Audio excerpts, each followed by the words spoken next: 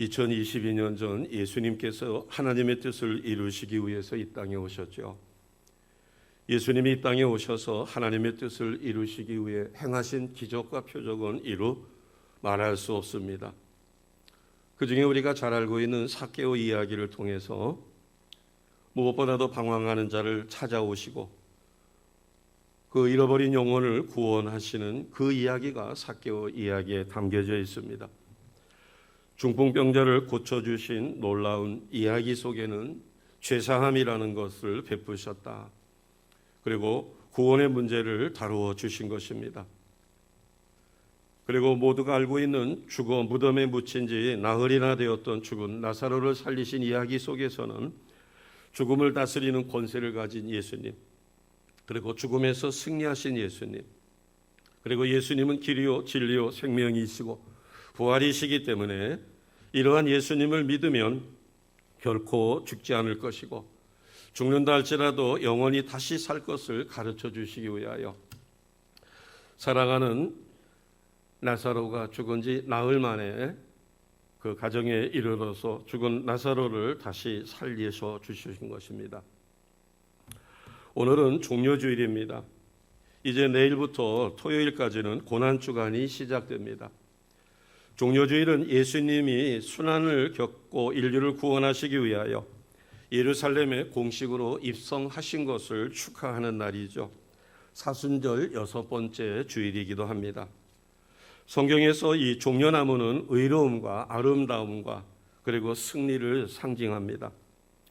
오늘이 종려주일로 불려진 것은 예수님께서 예루살렘 성에 입성하실 당시에 메시아로 계수하는 왕처럼 그리고 오시는 그 예수를 환영하는 뜻에서 많은 군중들이 종려나무 가지를 흔든 데서 유래가 되었습니다. 한때 이날을 호산나 주일이라고 부르기도 했습니다. 왜냐하면 그리스도께서 예루살렘에 입성하실 당시 예수님을 메시아로 환영하는 많은 은파들이 호산나라고 외친 데서 유래된 것입니다. 호산나라고 하는 말은 구원하옵나니 구하옵나니 이제 구원하옵소서라는 의미를 갖고 있습니다. 지역에 따라서 그리스의 일부 교회에서는 종려주일을 주님께서 영광을 받으신 날로 생각하고 고난주간에서 제외하셨습니다. 그러나 만왕의 왕이신 성자 하나님께서 어린 나귀를 타고 겸손한 인간의 모습으로 입성하시고 낮음을 보여주신 그 자체가 고난이라고 생각해서 고난주간 시작에 포함시키는 경우도 있습니다. 우리나라의 경우에서도 이 종려주일이 고난주간에 포함되기도 했었고 때로는 포함되지도 않기도 했습니다. 최근에 나오는 교회력에 보게 되면 고난주간에서는 제외시킵니다. 고난주간은 금년과 같은 경우에는 3월 2일 성회수일부터 시작된 사순절 기간 중에 마지막 한 주, 바로 부활주일 바로 앞에 있는 마지막 한 주를 고난주간으로 지킵니다. 예수님께서 인류를 구원하기 위하여 십자가에 죽으시기까지 순환을 겪으신 그 고통을 생각하면서 나 자신 신앙을 재각성해서 주님의 제자로서의 바른 삶을 살아가도록, 그래서 1년 중에 가장 자신을 거룩하고 성화시킬 수 있는 귀한 기간으로 자숙하며 또 주님의 고난에 참여할 뿐만 아니라 부활주일 기쁨으로 주님의 부활에 참여하기 위한 경건의 삶과 은혜를 누리는 기간입니다. 우리가 이 종려주일을 맞이하고 내일부터 시작되는 고난주간을 어떻게 맞이하는 것이 내 평생에 후회 없는 삶이 될 것인가? 우선 먼저 우리가 첫 번째로 생각할 것은 이 기간에 내가 할 수 있는 최고의 값진 일이 무엇일까를 생각하고 성령에 사로잡혀 이를 실행하시는 겁니다.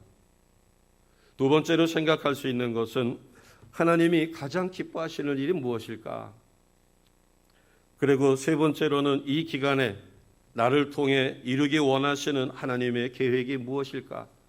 이를 생각해서 성령께서 인도하시는 대로 최선의 삶, 후회 없는 삶을 사는 것이 오늘과 이 고난주간에 우리가 해야 할 일이라고 생각합니다.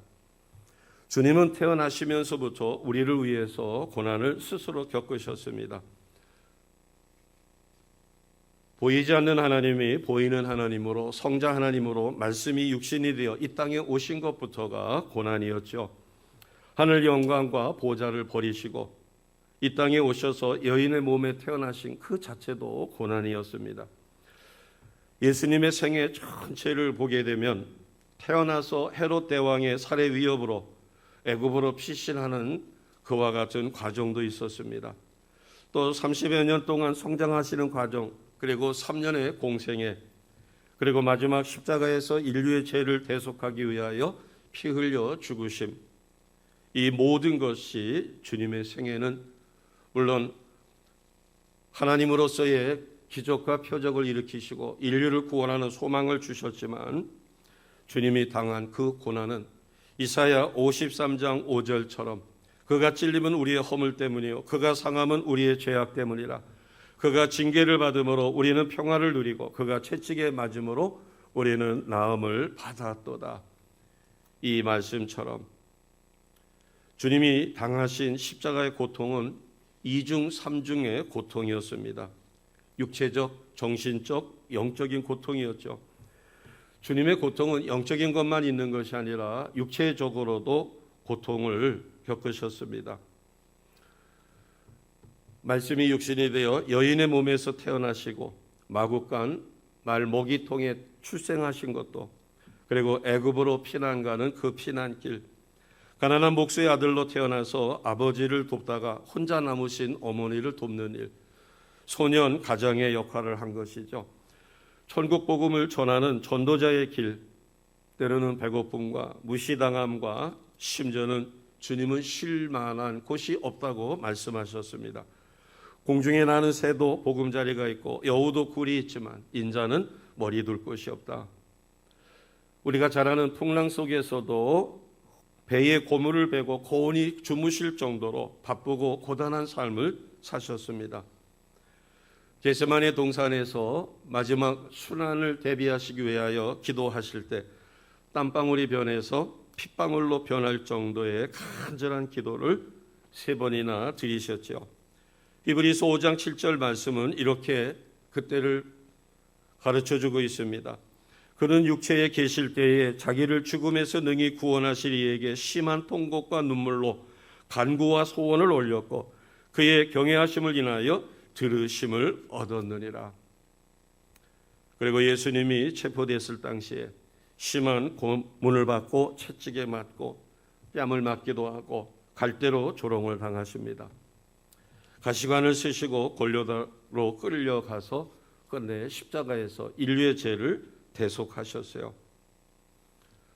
하나님께서 이와 같이 예수님에게 고난을 허락하신 것은 히브리서 5장 8절에서 9절 말씀을 보면 예수님은 하나님의 아들이시라 할지라도 고난으로 순종함을 배우게 하셨습니다. 9절 말씀에 보면 온전하게 되었은즉 자기를 순종하는 모든 자에게 영원한 구원의 근원이 되셨다. 우리가 예수님을 믿으면서 고난을 멀리한다. 물론 고난을 좋아할 사람은 없습니다. 그러나 우리에게 닥친 고난을 우리가 극복하지 못한다면 우리는 하나님 말씀에 순종하기도 어려울 것입니다. 이와 같이 예수님이 겪으신 고통은 육체적인 고통의 극치였습니다. 두 번째로 살펴볼 것은 주님의 고난은 정신적으로도 견디기 어려운 고난이었어요. 제자들 중에 가룟 유다는 예수님을 당시의 노예값인 은 30에 팝니다. 믿고 따르던 수제자 베드로가 주님을 3번이나 부인합니다. 예수님이 체포될 당시에 제자들 거의가 도망을 칩니다. 그리고 가까이 따르던 사람들이 주님의 곁을 떠나죠. 힘이 없고 연약한 몇몇 여인들만 남았습니다. 그리고 예수님은 억울한 누명을 쓰셨고 또 말할 수 없는 모욕까지 당하셨습니다.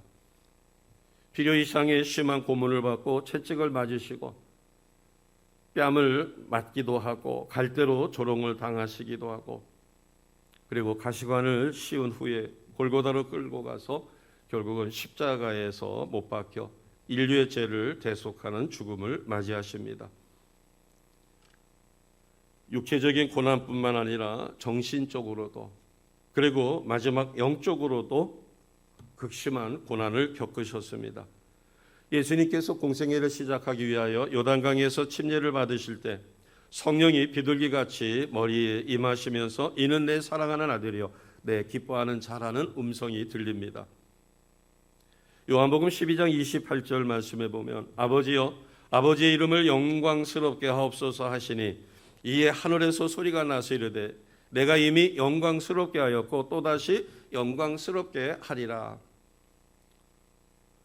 그러나 예수님께서 십자가에 못 박혀 숨을 거두실 때는 성자 하나님이 아니라 의인으로 죄 없으심이 아니라 우리의 죄를 대신하셨기에 죄인으로 하나님은 예수님을 죄인이기 때문에 멀리 하셨습니다.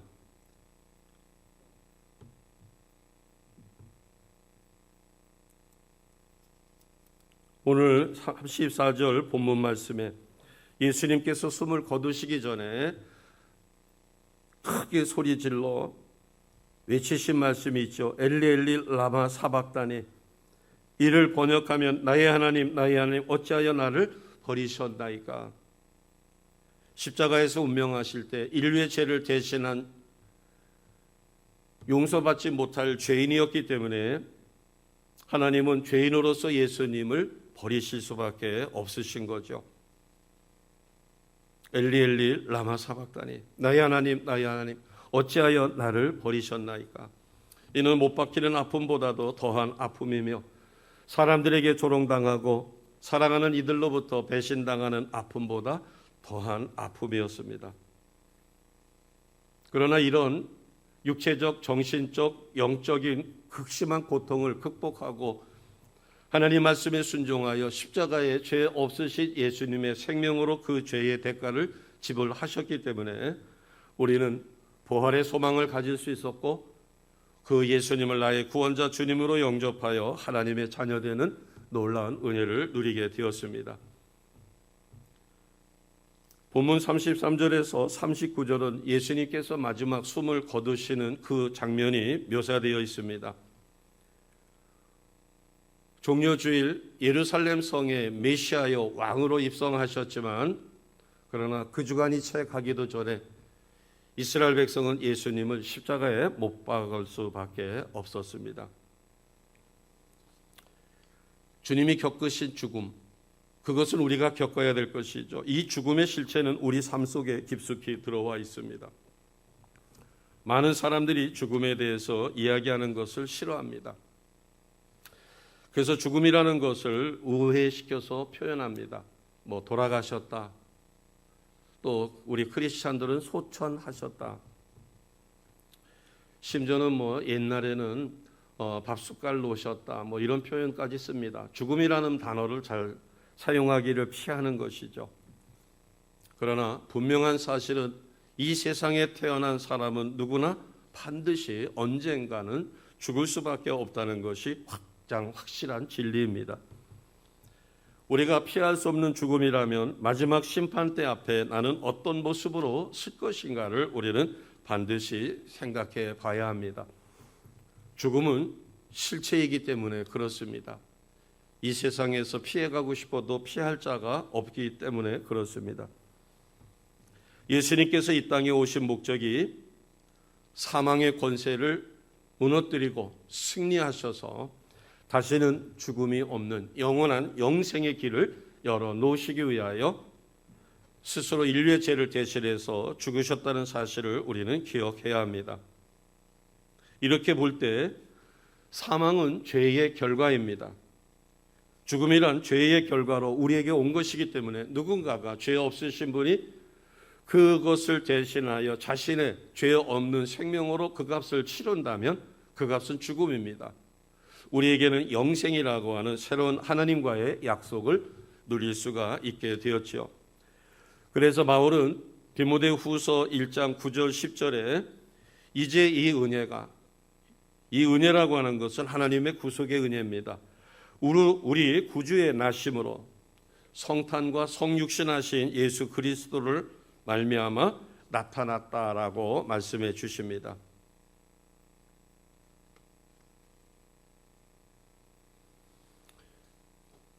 예수님의 십자가 대속이 없었더라면 우리는 죽음을 피할 방법이, 극복할 방법이 없었을 것입니다. 예수님의 부활하심은 우리에게 새로운 부활의 약속입니다. 우리가 고난주간을 내가 누릴 수 있는 최선의 방식으로 최고의 경건한 삶을 살아야 되는 이유는 고난만 있는 것이 아니라 고난 끝에 예수님은 십자가에 못 박혀 죽으셨지만 성경의 예언대로 3일 만에 다시 살아나셨습니다. 만왕의 왕으로 메시아로 예루살렘 성에 입성하신 오늘, 그러나 이번 주 금요일 날 체포되셨고 인류의 죄를 대속하기 위하여 십자가에 죽으셨고, 그리고 일주일 후인 다음 주일날 주님은 살아나셨습니다. 그래서 예수님의 부활은 우리 부활의 약속입니다. 그래서 우리는 이 부활의 기쁨으로 참여하기 위하여 사순절 기간 내내 경건의 삶을 살고 최선의 삶을 살아가기 위하여 우리는 하나님 앞에 온전함으로 나가기 위해서 말씀과 기도의 삶을 통하여 하나님 기뻐하시는 삶을 살고자 최선을 다했습니다. 우리가 이 세상에서 승리하기 위해서는 어떻게 해야 될까? 자, 요한일서 5장 4절 말씀을 찾아보겠습니다. 직접 찾아봅니다. 요한일서 5장 4절입니다. 우리가 어떻게 세상을 이길 것인가? 요한일서 5장 4절입니다.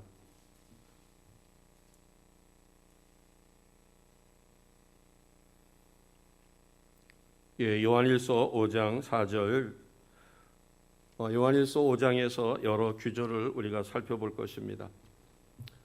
우리가 패배의 인생을 사는 것이 아니라 예수님을 믿고 승리의 삶, 부활에 참여하며 하나님으로부터 영생의 기쁨을 누리기 위해서는 우리가 해야 할 일, 부활의 약속과 승리의 삶을 반드시 살아야 할 것입니다. 자, 요한일서 5장 4절 같이 선포하겠습니다. 시작. 무릇 하나님께로부터 난 자마다 세상을 이기느니라. 세상을 이기는 승리는 이것이니 우리의 믿음이니라. 아멘. 하나님께로부터 난 자, 바꿔 이야기하면 예수님이 나의 구원자 주님이시며 나의 죄를 대신하셔서 십자가에 죽으심, 그리고 그 예수님이 하나님의 아들이며 나의 구원자라는 사실을 믿기만 하면 우리는 하나님의 자녀가 되는 권세를 얻었습니다. 이 믿음만이 세상을 이길 수 있다는 것이죠. 믿음으로 하나님의 자녀가 되었습니다. 그래서 하나님께로 난 자가 되었고 하나님으로부터 영생을 얻은 하나님의 자녀로 다시 태어났기 때문에 우리는 세상을 이긴다라는 사실입니다. 5절을 보겠습니다. 5절 시작. 예수께서 하나님의 아들이심을 믿는 자가 아니면 세상을 이기는 자가 누구냐? 아멘. 예수님이 메시아여 나의 구원자이심을 믿고 거듭나기만 하면 우리는 하나님의 자녀가 됩니다. 그렇기 때문에 악한 영과의 사단과의 싸움에서 완벽한 승리를 하게 됩니다. 3절을 보겠습니다.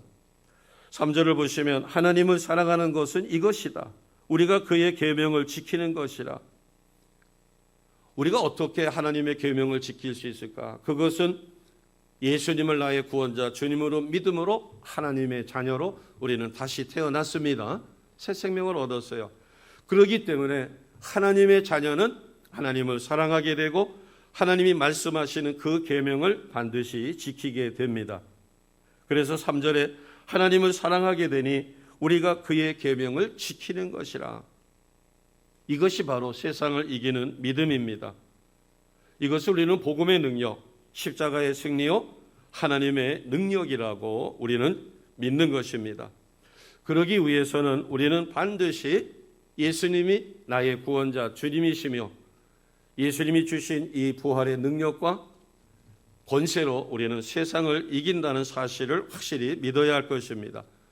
그 말씀이 아까 우리가 같이 선포한 요한일서 5장 4절입니다. 무릇 하나님께로부터 난 자마다 세상을 이기느니라.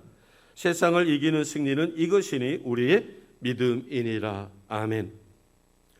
로마서 10장 9절 말씀에 내가 만일 내 입으로 예수를 주로 시인하며 또 하나님께서 그를 죽은 자 가운데서 살리신 것을 내 마음에 믿으면 구원을 받으리라. 아멘.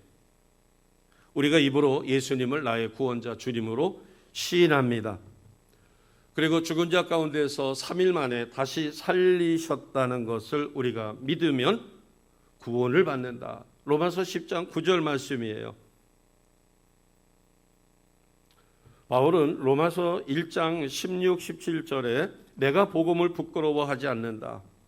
왜냐하면 이 복음은 모든 믿는 자에게 구원을 주시는 하나님의 능력이 되기 때문이다.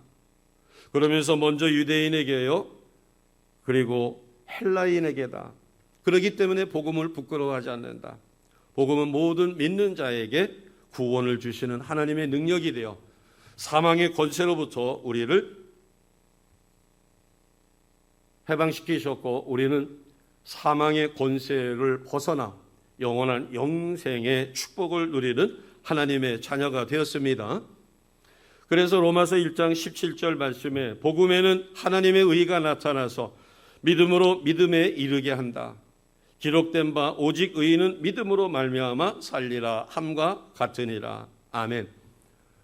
우리가 복음의 능력을 철저하게 믿으시고 복음을 부끄러워하는 것이 아니라 기뻐하며 감사하며 사순절 기간 동안 고난에만 참여하는 것이 아니라 복음의 능력으로 승리의 삶, 열매를 맺으시는 주의 백성 되시기를 주님의 이름으로 축복합니다. 아멘. 그래서 우리가 이 땅에서 승리의 삶을 살기 위해서는 첫 번째로 오직 예수님을 나의 구원자 주님으로 믿어야 합니다. 앞서서 가르쳐드렸던 로마서 10장 9절 말씀처럼 나의 입으로 예수님을 주로 시인하고 하나님께서 그를 죽은 자 가운데서 살리신 것을 내가 마음에 믿으면 우리는 구원을 받습니다.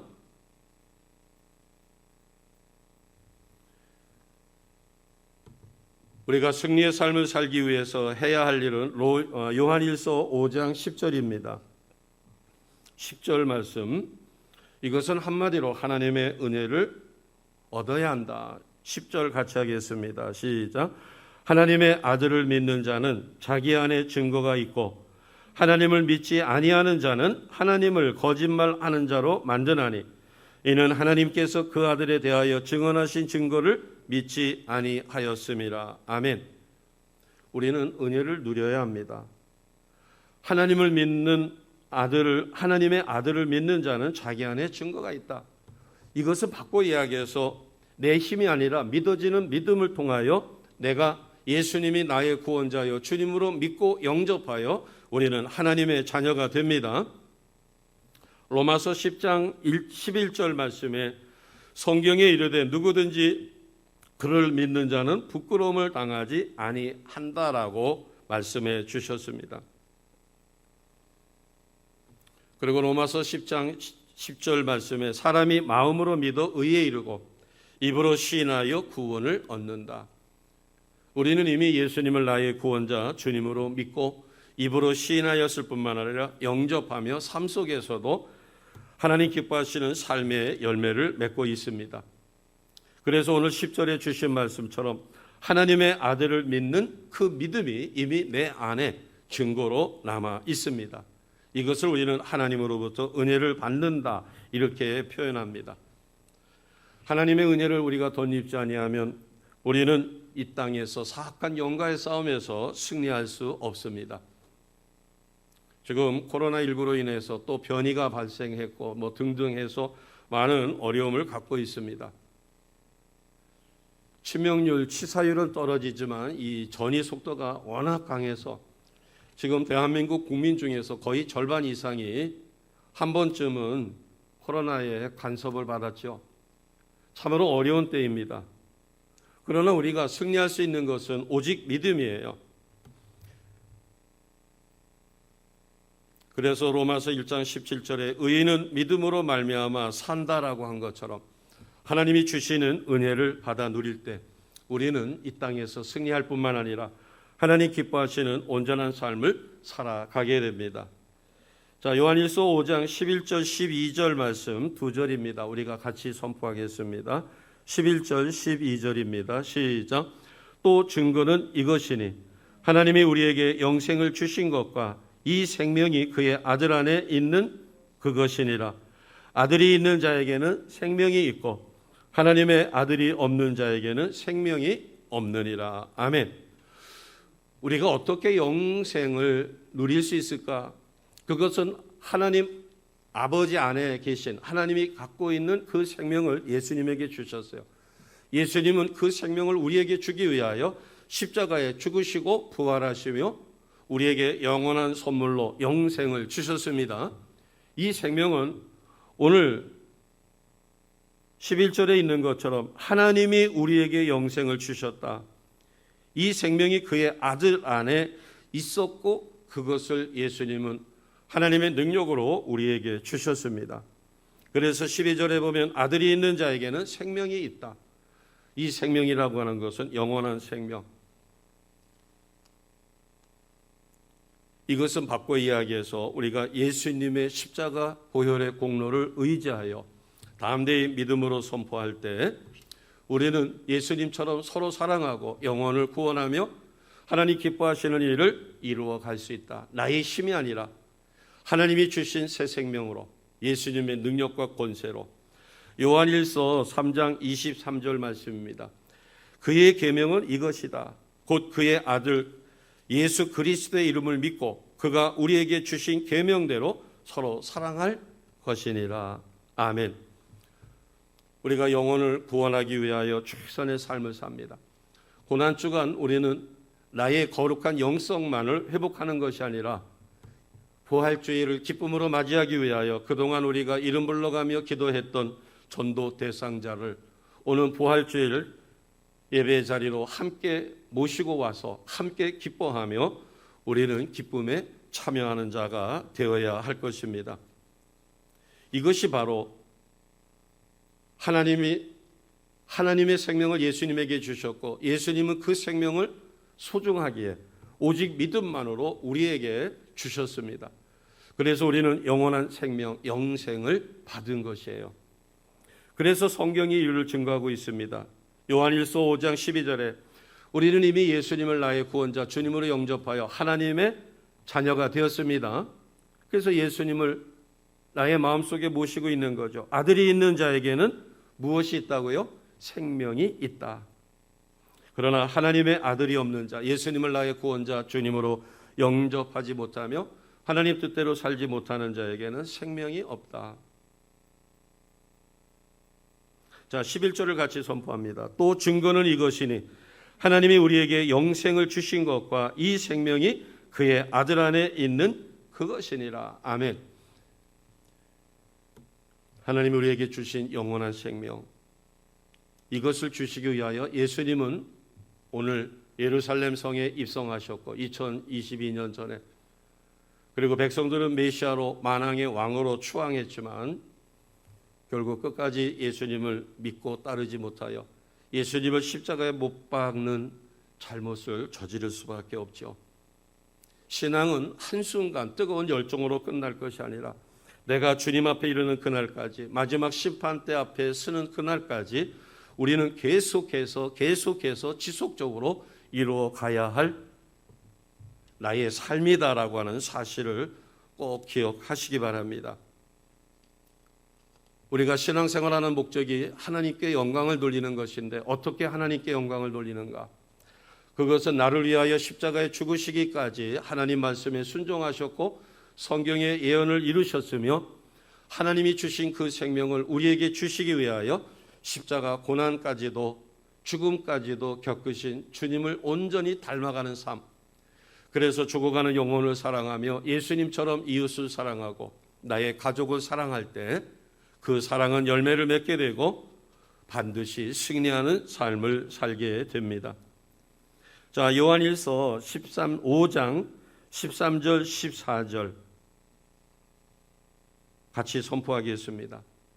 우리가 예수님 뜻대로만 살면, 하나님 뜻대로 예수님과 동행하는 삶을 살면 우리는 반드시 승리한다는 사실이 선포되어 있습니다. 요한일서 5장 13, 14절입니다. 같이 합니다. 시작.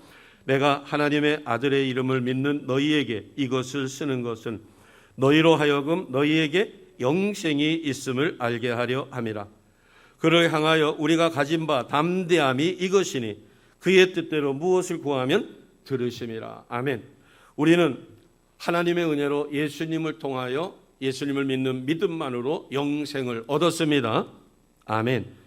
그래서 13절에 있는 것처럼 하나님의 아들의 이름을 믿는 너희에게 이것을 쓰는 것은 너희가 이미 영생이 있다는 사실을, 우리는 이것을 받았고 이것을 쓰고 있습니다. 그래서 우리의 담대함이 바로 이것이다. 그래서 예수님의 이름으로, 하나님은 예수님의 이름 그 권세 앞에 모든 것을 굴복시켜 놓으셨기에 우리는 예수님으로 인하여 예수님의 이름으로 선포하면 불가능이 가능으로 바뀌며 하나님 뜻대로만 사라지는 우리 모두가 됨을 확실히 믿습니다. 그래서 예수님과 깊이 사귐을 우리는 반드시 승리한다. 그래서 사순절 기간을 통하여 또 마지막 고난 주간을 통하여 우리가 부활의 기쁨에 참여하는 그를 위해서 해야 할 일은 첫째로 예수님을 나의 구원자 주님으로 영접하여 우리는 하나님의 자녀가 되어야 합니다.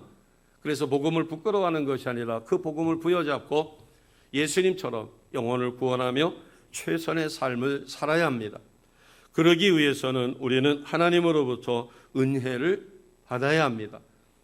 그 은혜는 이미 10절에 있는 것처럼 하나님의 아들을 믿는 자에게는 자기 안에 증거가 있다. 성령은 내가 하나님의 자녀인 것을 증거하며 내 마음에는 평강이 있고, 내가 나사렛 예수의 이름으로 선포할 때 놀라운 기적의 역사가 일어나며 믿어지는 믿음으로 치유와 회복의 역사가 일어납니다. 그리고 우리는 예수님의 이름으로 선포할 때 무엇이든지 구하는 대로 응답받는 것임을 확실히 믿습니다. 그리고 오직 예수님을 통하여만이 하나님께로 나가는 길이 열려 있다는 사실을 알기에 오늘 12절에 있는 말씀처럼 아들이 있는 자에게는 생명이 있고 하나님의 아들이 없는 자에게는 생명이 없기에 생명이 없어 지옥 갈 수밖에 없는 불쌍한 영혼들을 구원하기 위하여 오늘 우리는 최선의 삶을 살아가는 그와 같은 아름다운 삶을 살고 있음을 확실히 믿습니다. 오늘 주신 말씀을 우리가 부여잡을 때 왜 이스라엘 백성들은 예수님이 예루살렘 성에 입성했을 때 자신의 옷을 벗어 길에 깔고 종려나무가지를 흔들며 호산나 다윗의 자손을 찬양하고 메시아로 만왕의 왕으로 오신 그 예수님을 환영했던 백성들이 왜 예수님을 십자가에 못 박을 수밖에 없었나? 지금까지 우리는 사순절 6주 기간 동안 최선을 다해서 달려왔습니다. 마지막 한 주간을 어떻게 보내야 할까? 그것은 하나님이 가장 기뻐하시는 삶을 생각하는 것입니다. 내가 할 수 있는 최고의 값진 일, 그리고 하나님께서 가장 기뻐하실 일이 무엇인가? 그리고 이 기간 동안에 나를 통하여 이루기 원하신 하나님의 계획, 내 가족 중에 아직도 온전히 구원하지 못한 이가 있다면 그 영혼을 구원해야 될 것이고, 오랫동안 이름 불러가며 그 영혼을 구원하기 위하여 기도하고 있다면 이번 부활주일 그 영혼을 주님 앞으로 함께 예배 드릴 수 있는 자리로 모시고 오는 그 일에 우리가 최선을 다해야 할 것입니다.